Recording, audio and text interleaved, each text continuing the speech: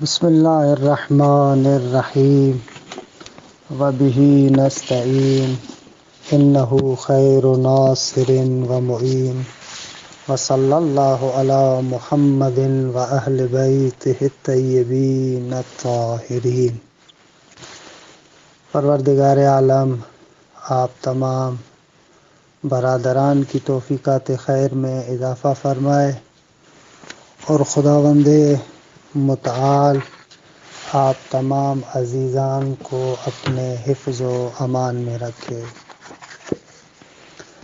الحمدللہ ہماری بحث امر رابع میں چوتھے امر میں دلالت کے بارے میں تھی کہ عرض ہوا کہ یہاں پر مصنف استاد بزرگوار علامہ شیخ جعفر سبحانی دام ظلہ العالی دلالت کو تصوریہ اور تصدیقیہ کی جانب تقسیم کرتے ہیں، اور اصل مطلب انہوں نے بیان کیا ہے کہ دلالت تصوریہ یعنی انسان کا ذہن لفظ کے معنی کی طرف منتقل ہو جائے، فقط یہی کہ انسان لفظ کو سنے اور اس کے ذہن میں اس کا معنی آ جائے، اس کو دلالت تصوریہ کہتے ہیں۔ جبکہ دلالت تصدیقیہ میں فقط یہ نہیں ہے کہ لفظ کا معنی ذہن میں آئے، بلکہ انسان کے ذہن میں معنی مراد متکلم آئے، یعنی جیسے ہی ہم لفظ کو سنتے ہیں تو ہمارے ذہن میں معنی تو خطور کر ہی رہی ہے، ہمارے ذہن میں معنی تو آ رہی ہے، لیکن صرف معنی نہیں ہے بلکہ معنی کے ساتھ ساتھ یہ چیز بھی ہمارے ذہن میں آ رہی ہے کہ متکلم نے اس معنی کا ارادہ بھی کیا ہے، کہ اس کو آقا نے دلالت تصدیقیہ کہا۔ اصل مطلب درست ہے، لیکن مطلب کو اور زیادہ واضح اور صاف و شفاف بیان کرنے کے لیے میں نے گزشتہ جلسے میں کہا تھا کہ آپ کی خدمت میں شہید صدر رحمۃ اللہ علیہ کا ایک بیان ذکر کرتا ہوں، اگرچہ بنا نہیں ہے کہ اس طریقے سے دوسرے بیانات آپ کی خدمت میں پیش کیے جائیں، لیکن بہرحال یہاں پر مطلب اہم ہے اس لیے ذکر کر رہا ہوں۔ شہید صدر نے اس بات کو حلقہ اولیٰ میں بھی ذکر کیا ہے، حلقہ ثانیہ میں بھی ذکر کیا ہے۔ حلقہ ثانیہ میں ظہور تصوری اور ظہور تصدیقی کے عنوان سے اس مطلب کو ذکر کیا ہے۔ آغا شہید صدر مطلب کو اس طریقے سے بیان کرتے ہیں، آپ فرماتے ہیں کہ جیسے ہی آپ ایک کلمے کو سنتے ہیں، ایک لفظ کو آپ سنتے ہیں، مثلا جیسے کسی نے لفظ ماء یعنی پانی، جیسے ہی کہنے والا کوئی لفظ ماء کہتا ہے، حتیٰ اس لفظ ماء کو ضروری نہیں ہے کہ کسی انسان سے آپ سنیں، حتیٰ کسی ابزار سے، کسی آلے سے، کسی ٹیپ ریکارڈر سے، کسی سے بھی آپ اس لفظ ماء کو سنتے ہیں تو آپ کا ذہن فوراً چلا جاتا ہے اس کے معنی کی طرف۔ اس بندے نے جیسے ہی ماء کہا، آپ کا ذہن چلا گیا یعنی پانی۔ تو یہاں پر ضروری نہیں ہے کہ یہ لفظ ایک ملتفت انسان جو توجہ رکھتا ہے اور اپنی توجہ کے ساتھ اس لفظ کو ادا کر رہا ہے، نہ اصلاً ضروری نہیں ہے کہ وہ کہنے والا ایک ملتفت اور توجہ رکھنے والا انسان ہو، بلکہ کسی بے جان سی چیز سے بھی آپ اس لفظ کو سنتے ہیں تو آپ کا ذہن اس کے معنی کی طرف چلا جاتا ہے۔ اس کو کہتے ہیں دلالت تصوریہ۔ دلالت تصوریہ یعنی لفظ سنے اور آپ کے ذہن میں معنی خطور کرے، یہ ہے۔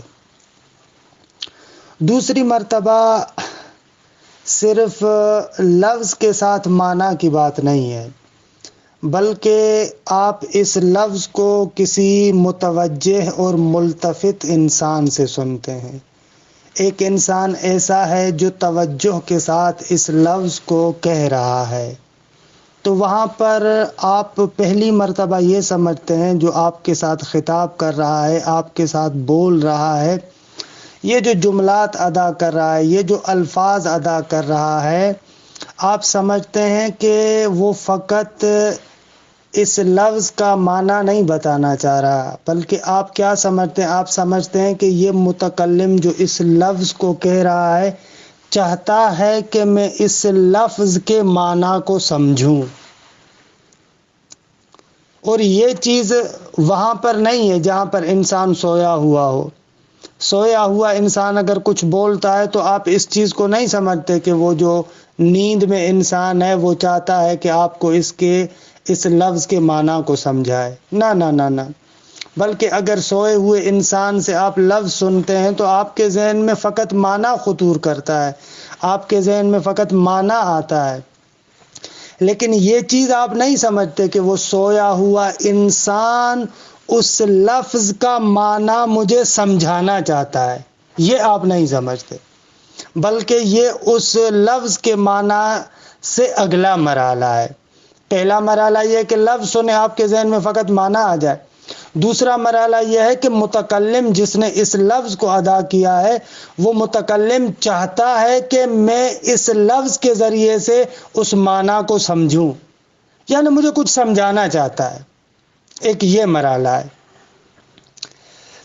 اس کے بعد بھی ایک مرحلہ ہے، کبھی کبھار کیا ہوتا ہے، آپ کسی متکلم کی بات سنتے ہیں، پہلی دلالت تو آپ کے پاس آئی، یعنی پہلی دلالت کیا؟ لفظ کو سنا، معنی ذہن میں۔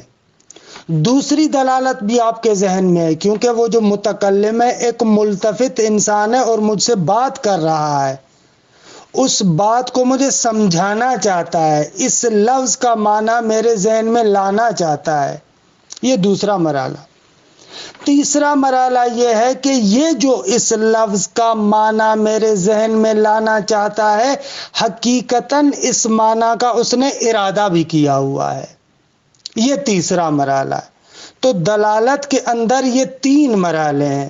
پہلا مرحلہ دلالت تصوری کہلاتا ہے، دوسرے جو دو مرحلے ہیں وہ دلالت تصدیقی ہیں، لیکن ان دونوں مرحلوں میں جو بعد والے ہیں، ان دونوں مرحلوں میں پہلی قسم کو کہتے ہیں دلالت تصدیقیہ اولی، اور دوسری قسم کو کہتے ہیں دلالت تصدیقیہ جدی یا دلالت تصدیقیہ ثانوی۔ میں ان دونوں کے لیے مثال دوں تاکہ ہم دلالت تصدیقیہ اولی کو بھی سمجھیں اور دلالت تصدیقیہ ثانوی کو بھی سمجھیں، ان دونوں کے لیے میں مثال دیتا ہوں۔ مثلا آپ کو ایک بندہ کہتا ہے کہ مجھے پانی پلاؤ، آپ اپنی جگہ سے اٹھتے ہی نہیں، اچھا دوست ہے آپ کا، یہاں تک استاد ہے آپ کا، آپ کو کہتا ہے کہ مجھے پانی پلائیں، آپ اٹھتے نہیں، کیوں؟ جب آپ سے سوال ہوتا ہے تو آپ کہتے ہیں کہ آغا یہ جو کہہ رہے ہیں مجھے پانی پلاؤ یہ مذاق کر رہے ہیں، شوخی کر رہے ہیں، لہذا ان کا جدی ارادہ نہیں ہے کہ واقعاً میں اس کلاس سے اٹھ کر جاؤں اور ان کے لیے پانی لے کر آؤں، مذاق کر رہے ہیں۔ تو اس مذاق کے مرحلے میں جب انسان مذاق کرتا ہے، حاضل انسان جو مذاق کے موڈ میں ہوتا ہے، مذاق میں کوئی بات کرتا ہے، یہ جو انسان مذاق میں بات کرتا ہے اس مورد میں دلالت تصوری ہوتی ہے یا نہیں؟ بالکل دلالت تصوری ہوتی ہے، یہ تو ہر جگہ پر ہے، جیسے ہی اس نے لفظ نکالا تو ہمارے ذہن میں اس کا معنی آ گیا۔ اچھا اس کے اندر دلالت تصدیقی ہے تو ہم کہیں گے کہ یہاں پر دلالت تصدیقی اولی ہے، یعنی کیا؟ یعنی یہ جو مذاق کر رہا ہے اس بندے کا ارادہ ہے کہ ہم اس کی بات کو سمجھیں، کیونکہ مذاق تو تبھی ہوگا نا جب آپ سامنے والے کی بات سنیں گے اور اس کو سمجھیں گے، تو مذاق کے مورد میں دلالت تصدیقی بھی ہے، یعنی آپ یہ بھی سمجھتے ہیں کہ متکلم یہ جو بات کر رہا ہے، متکلم یہ جو الفاظ استعمال کر رہا ہے، ان الفاظ کے ذریعے سے اور اس بات کے ذریعے سے وہ مجھے کچھ سمجھانا چاہتا ہے، لہذا دلالت تصدیقیہ اولی ہے یہاں پر۔ لیکن مذاق کے مورد میں دلالت تصدیقی جدی یا دلالت تصدیقی ثانوی ہے؟ ہم کہیں گے نا، یہاں پر دلالت تصدیقی ثانوی نہیں ہے، یعنی جداً اور حقیقتاً واقعاً اس کا ارادہ نہیں ہے کہ میں اٹھ کر جاؤں اور اس کے لیے پانی لے کر آؤں۔ جو بندہ مذاق کرتا ہے وہ اپنی بات سمجھانا چاہتا ہے، لیکن مذاق کے مورد میں اس بات کا جدی طور پر اس نے ارادہ اور قصد نہیں کیا ہوتا۔ تو یہاں پر مذاق والے مورد میں ہم کہتے ہیں دلالت تصدیقیہ اولی تو ہے لیکن دلالت تصدیقیہ ثانوی نہیں ہے۔ اچھا، دلالت تصدیقیہ جدی اور ثانوی کہاں پر ہوتی ہے؟ جہاں پر سیریس طریقے سے ایک بندہ آپ کو کہہ رہا ہے، استاد کلاس کے اندر بیٹھا ہوا ہے، وائٹ بورڈ پر کچھ لکھ رہا ہے اور اچانک دیکھا کہ جو ماجک ہے، جو پین ہے جس کے ساتھ اس نے لکھنا ہے وہ کام نہیں کر رہی۔ ایک شاگرد کو کہہ رہا ہے کہ جاؤ جا کر آموزش سے دفتر سے جا کر پین لے کر آؤ، واقعاً حقیقتاً سیریس کہہ رہا ہے، تو وہاں سے طالب علم اٹھ کر جائے گا نا؟ بالکل جائے گا۔ کیوں؟ اس لیے کہ استاد یہاں پر سیریس ہے، جدی ہے، جو بات کر رہا ہے اس بات کو مجھے سمجھانا بھی چاہتا ہے، یعنی مجھے بتانا چاہتا ہے کہ میری بات کو سنو، اور اس کو سیریس طریقے سے، جدی طریقے سے اس نے ارادہ بھی کیا ہے۔ اس کو کہا جاتا ہے دلالت تصدیقی ہے ثانویہ یا جدی۔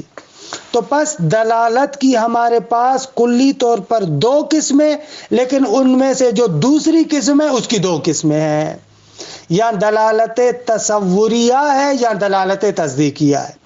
دلالت تصوریہ کا تو مقصد یہ ہے کہ فقط لفظ کہیں اور معنی آپ کے ذہن میں ہے۔ دلالت تصدیقیہ میں مراد متکلم کا پتہ چلتا ہے، متکلم کی مراد کا پتہ چلتا ہے، اس کے ارادے کا پتہ چلتا ہے، لیکن جو مراد متکلم ہے وہ دو طریقوں سے، ایک مراد استعمالی ہے۔ مراد استعمالی یعنی کیا؟ یعنی دلالت تصدیقیہ اولیہ والا مرحلہ۔ مراد استعمالی یعنی یہ کہ متکلم جو اس لفظ کو کہہ رہا ہے وہ چاہتا ہے کہ اس لفظ کا معنی مجھے سمجھائے، اس کو کہا جاتا ہے مراد استعمالی۔ یا اس مرحلے میں جو متکلم کا ارادہ ہوتا ہے اس کو کہتے ہیں ارادہ استعمالی۔ دلالت تصدیقیہ اولی میں ارادہ استعمالیہ بھی ہوتا ہے اور مراد استعمالی ہوتی ہے، لیکن دلالت تصدیقیہ ثانویہ یا دلالت تصدیقیہ جدی میں مراد استعمالی کے علاوہ مراد جدی بھی ہوتی ہے، ارادہ جدی بھی ہوتا ہے۔ ارادہ جدی ہے یعنی سیریس طریقے سے وہ بات واقعاً جو کہہ رہا ہے اس کا اس نے ارادہ کیا ہے۔ اچھا، یہ ہو گئی تین قسمیں۔ اس کو کیوں بیان کر رہا ہوں؟ اس لیے کہ دو تین نکات سمجھنے والے ہیں کہ جن سے ہم انشاءاللہ استفادہ کریں گے۔ آپ جو سنتے ہیں توریہ، توریہ تو آپ نے سنا ہے نا۔ توریہ میں کیا ہوتا ہے؟ انسان ایک لفظ کہتا ہے اور اس لفظ کا معنی بھی مجھے سمجھانا چاہتا ہے۔ وہاں پر دلالت تصوریہ اولیہ بھی ہوتی ہے، دلالت تصدیقیہ ثانویہ بھی ہوتی ہے توریہ کے اندر، لیکن وہاں پر دلالت تصدیقیہ ثانویہ اور دلالت تصدیقیہ جدیہ نہیں ہوتی۔ توریہ کے اندر دلالت تصدیقیہ اولی ہے لیکن دلالت تصدیقیہ ثانوی وہاں پر نہیں ہوتی، جدی اور سیریس نہیں ہوتا وہاں پر۔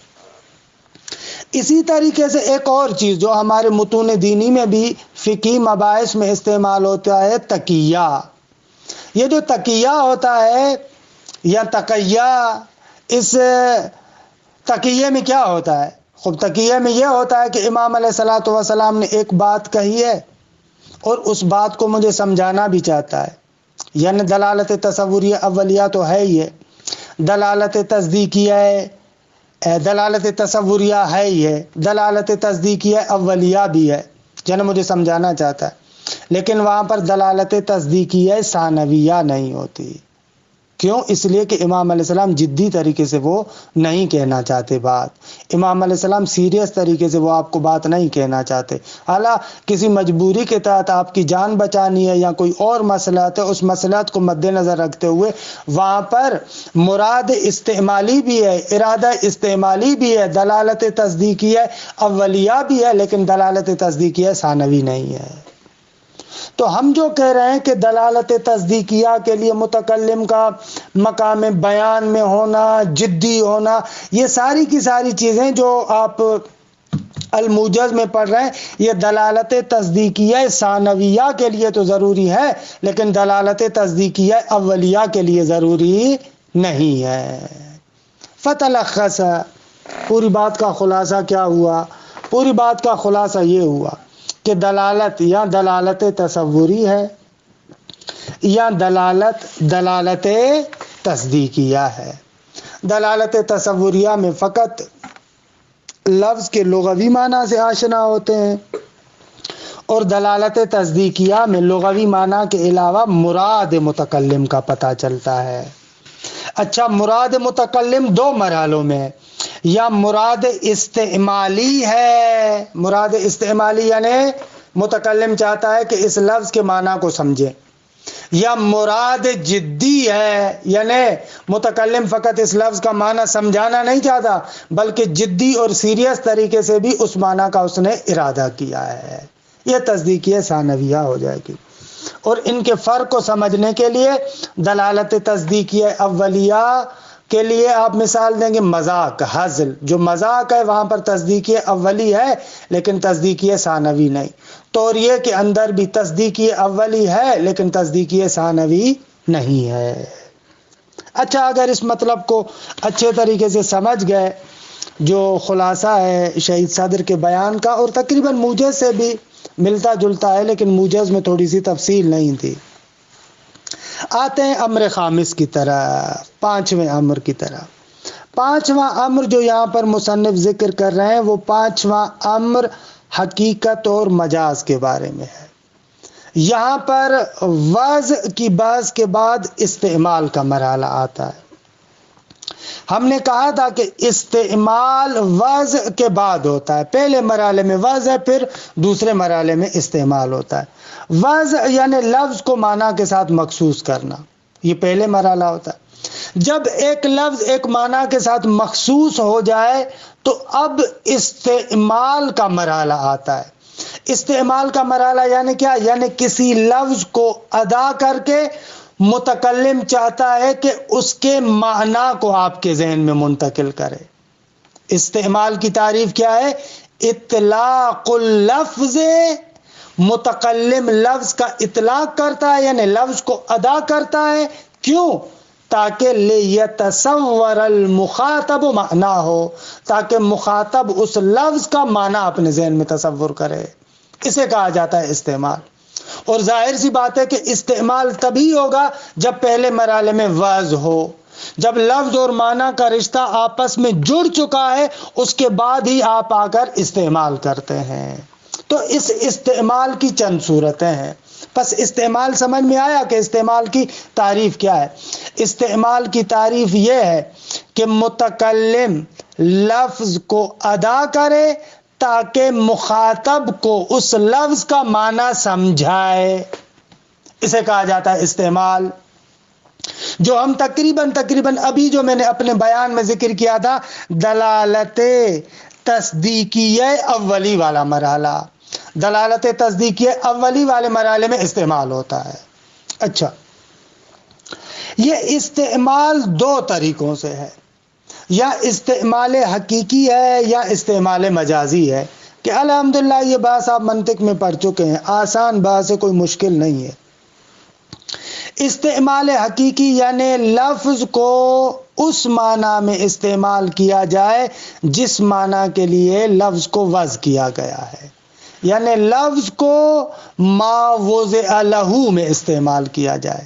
استعمال حقیقی یعنی لفظ کو اس معنی میں استعمال کیا جائے جس کے لیے لفظ کو وضع کیا گیا ہے، اس کو حقیقت کہتے ہیں۔ مجاز کسے کہتے ہیں؟ مجاز یعنی لفظ کو معنی غیر ما وضع لہ میں استعمال کیا جائے، اس معنی میں استعمال کیا جائے جس معنی کے لیے اس لفظ کو وضع نہیں کیا گیا، اسے کہتے ہیں مجاز۔ ظاہر سی بات ہے کہ لفظ کو جب آپ معنی غیر ما وضع لہ میں استعمال کریں گے تو وہاں پر آپ کو کسی قرینے کی ضرورت پڑے گی، کسی شاہد اور علامت کی ضرورت پڑے گی، تاکہ آپ یہ بیان کر سکیں کہ بابا یہاں پر جو اس لفظ کو استعمال کیا گیا ہے مراد معنی مجازی ہے۔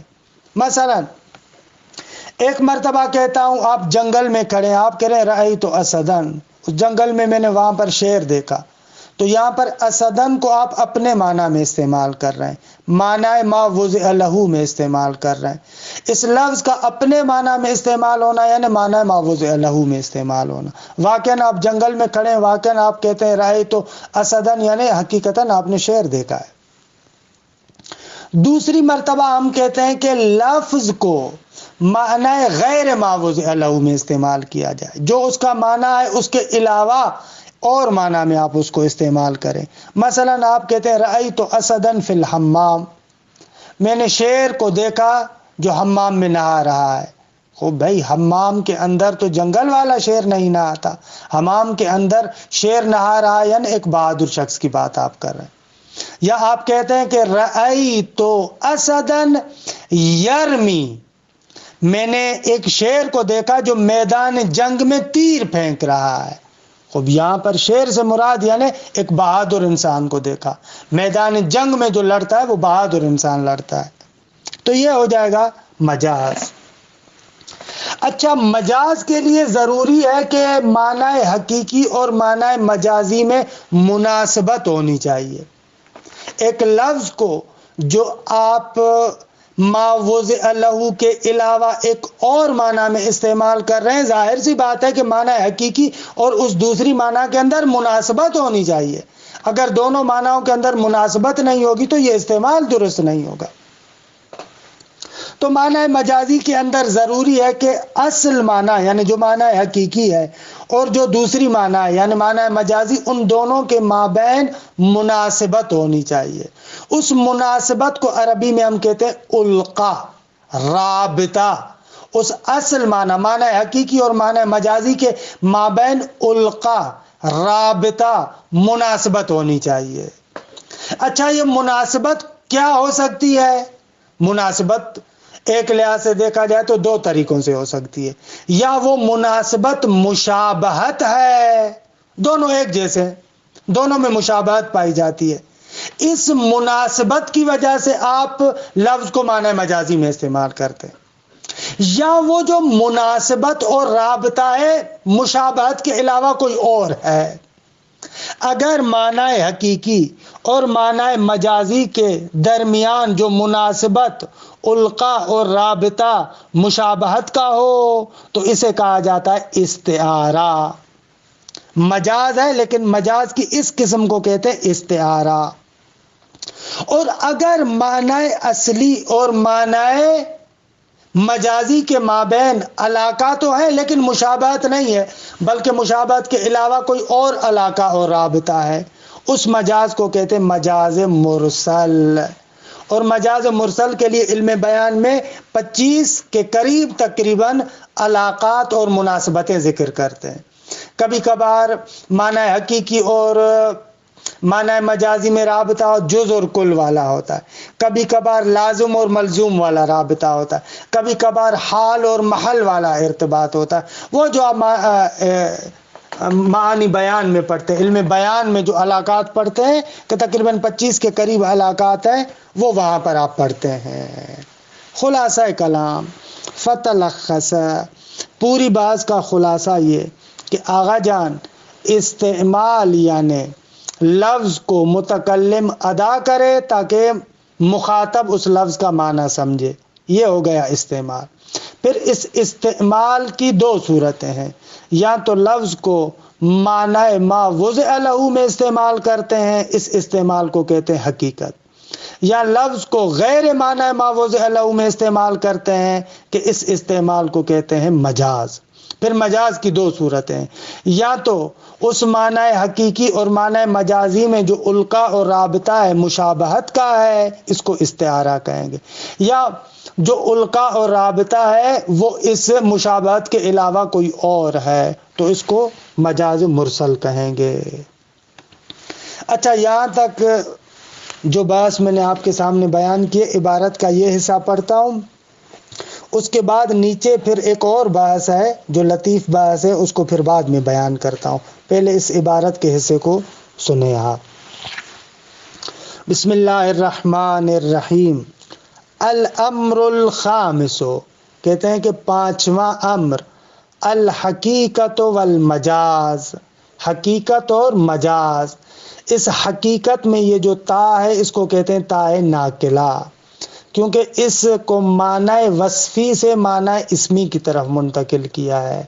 حقیقن وصفی معنی رکھتا تھا، یہ تا لے کر آئے تاکہ آپ کو بتائیں کہ یہ نام ہے ایک اصطلاح کا، اس کو کہتے ہیں تا ناقلہ۔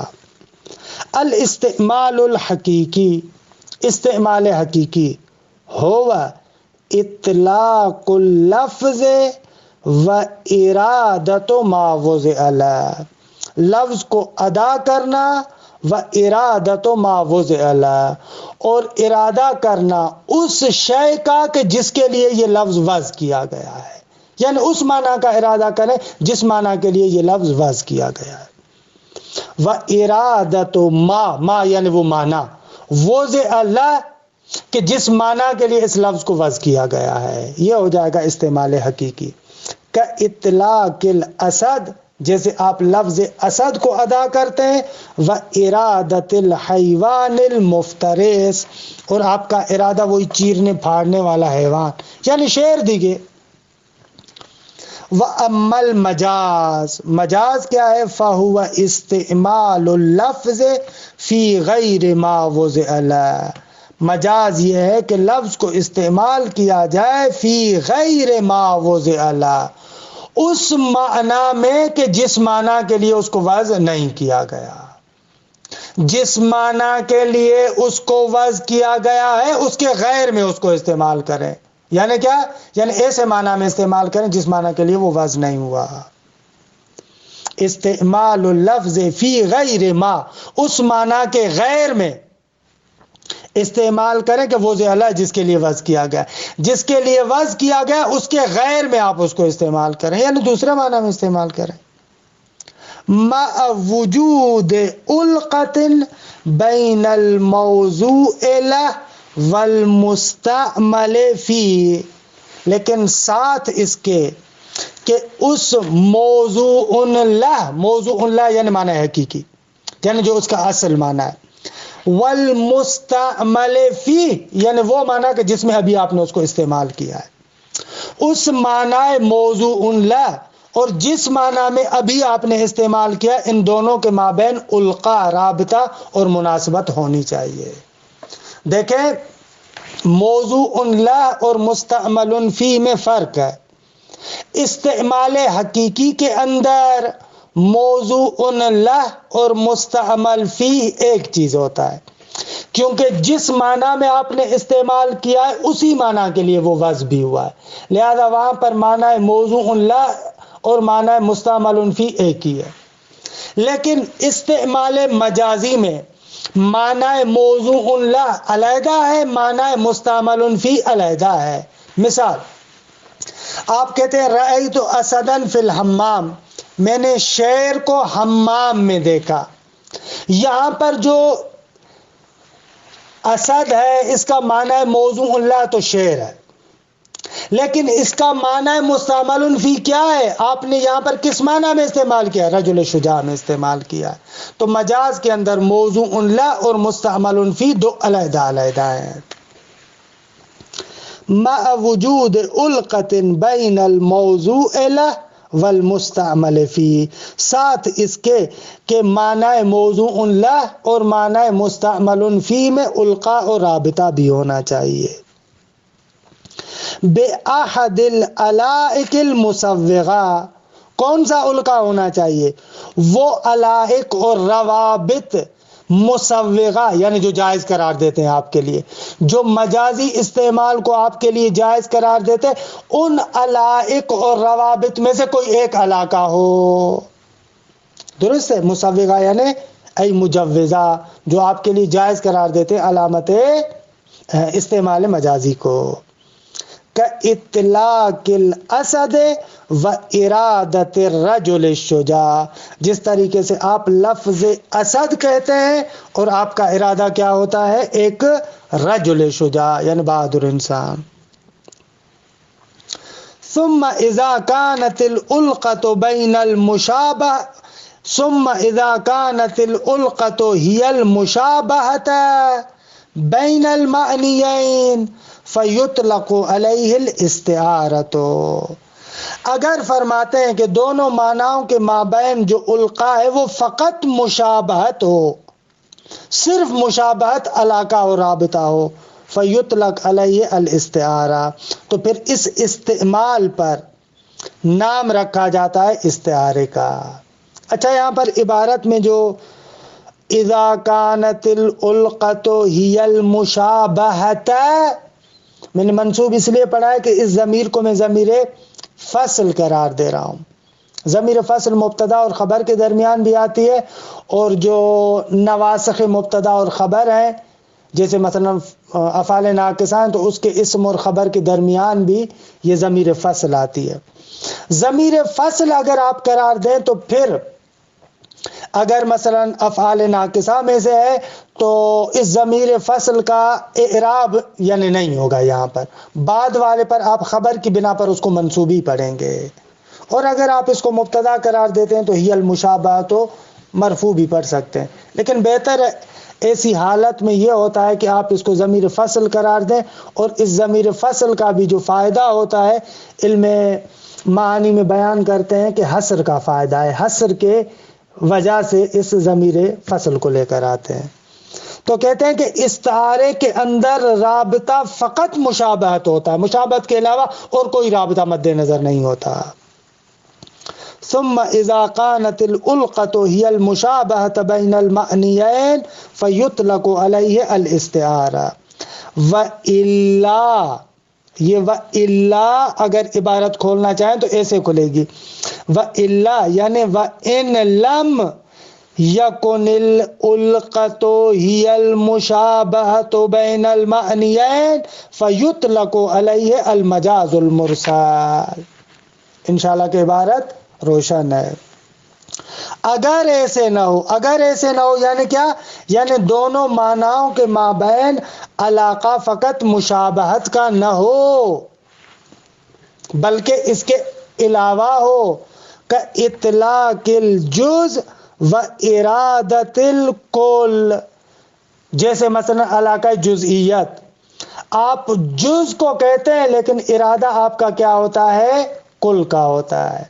مثلا فقہ میں آپ پڑھتے ہیں کہ اگر کوئی بندہ فلاں کام کرتا ہے تو اسے کہا جاتا ہے کہ اعتق رقبتن، آپ ایک گردن آزاد کریں. خوب، رقبتن یعنی گردن، گردن کو تو کوئی نہیں آزاد کرتا نا. مراد یہ ہے کہ رقبہ کہا ہے، مراد وہ پورا انسان غلام ہے. تو یہاں پر آپ نے جز کہا ہے لیکن ارادہ کس کا کیا ہے؟ کل کا. یہاں پر معنی مجازی اور معنی حقیقی کے درمیان علاقہ کل و جز ہے. رقبہ کو پورے انسان میں آپ نے استعمال کیا. یا مثلا کسی بندے کو کہتے ہیں کہ کن عینن لی، تم میری آنکھ بن جاؤ.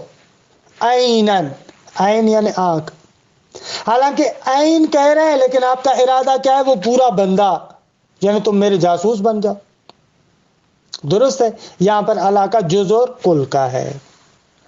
اس کو کہیں گے مجاز مرسل. کا اطلاق الجز، جیسے آپ جز کو کہتے ہیں، و ارادت الکل، اور کل کا ارادہ کرتے ہیں. کا اطلاق العین والرقبہ و ارادت الانسان، جیسے عین آپ کہتے ہیں یا رقبہ آپ کہتے ہیں جبکہ آپ کا مقصود اور مراد کیا ہے؟ انسان ہوتا ہے.